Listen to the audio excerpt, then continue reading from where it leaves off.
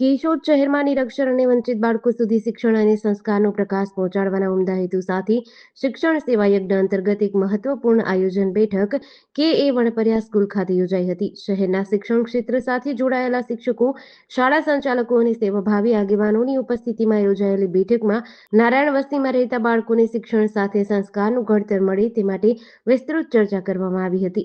આ સેવા યજ્ઞની શરૂઆત ગુરુવાર તારીખ 28/5/2026થી કરાશે. પ્રથમ તબક્કામાં અંદાજે 100 જેટલા બાળકોને શિક્ષણ સેવા યજ્ઞ સાથે જોડવાનું આયોજન કરાયું છે. આ ઉપરાંત કેશોદ શહેરના આશરે 50 જેટલા શિક્ષકોએ આ જવાબદારી નિભાવવાની તૈયારી દર્શાવી છે તથા દરરોજ ઓછામાં ઓછો 1 કલાક સમાજ સેવા માટે ફાળવવાનો સંકલ્પ વ્યક્ત કર્યો છે. બેઠકમાં વિશેષ ઉપસ્થિત તરીકે ડીવાયએસપી ઓફિસના હેતલબેન ઉકાણી, નાયબ મામલતદાર Rasikbhai Savaliya, new era professor એકેડેમીના doctor professor P S. Gajera, Shreyas સ્કૂલના જગમાલભાઈ નંદાણીયા, કેવીએમના વર્ષાબેન ભાખર તેમજ સેવાભાવી કેળવણીકાર, પત્રકાર અને જલારામ મંદિરના ટ્રસ્ટી દિનેશભાઈ કાનાબાર હાજર રહ્યા હતા. કાર્યક્રમનું સંચાલન ડોક્ટર બી.એમ. દેવળિયા દ્વારા કરાયું હતું. બેઠક દરમિયાન ઉપસ્થિત શિક્ષકોમાં શિક્ષણ પ્રત્યેનો ઉત્સાહ, સેવાભાવ અને સમાજના પછાત વર્ગના બાળકોને મુખ્ય પ્રવાહ સાથે જોડવાની ભાવના સ્પષ્ટ જોવા મળી હતી. નમસ્કાર, જગમાલભાઈ નંદાણીયા, કેશોદ. આમ તો સરકારશ્રી દ્વારા 6 થી 14 વર્ષના બાળકો માટે મફત અને ફરજિયાત શિક્ષણની વ્યવસ્થા છે જ.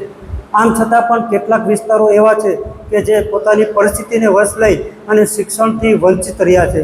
આવા બાળકોને પણ શિક્ષણ અને સંસ્કાર મળે એ માટે કેશોદના શિક્ષિત વર્ગ દ્વારા એક ખૂબ જ મજાની ચિંતાત્મક શિબિરનું આયોજન કરેલું હતું. અને આ કાર્યક્રમના હેતુ એટલો જ હતો કે આવા પછાત વિસ્તારના બાળકોને સંસ્કાર સાથે શિક્ષણ મળે.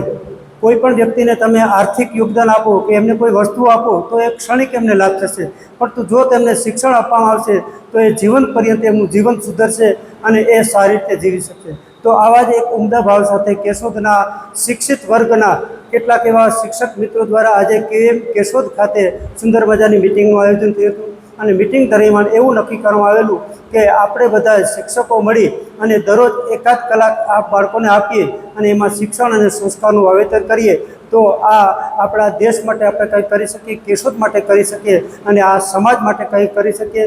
તો જ આ સમાજ અને શિક્ષણમાં સદ્ધરતા હશે અને સમાજ સુધરશે.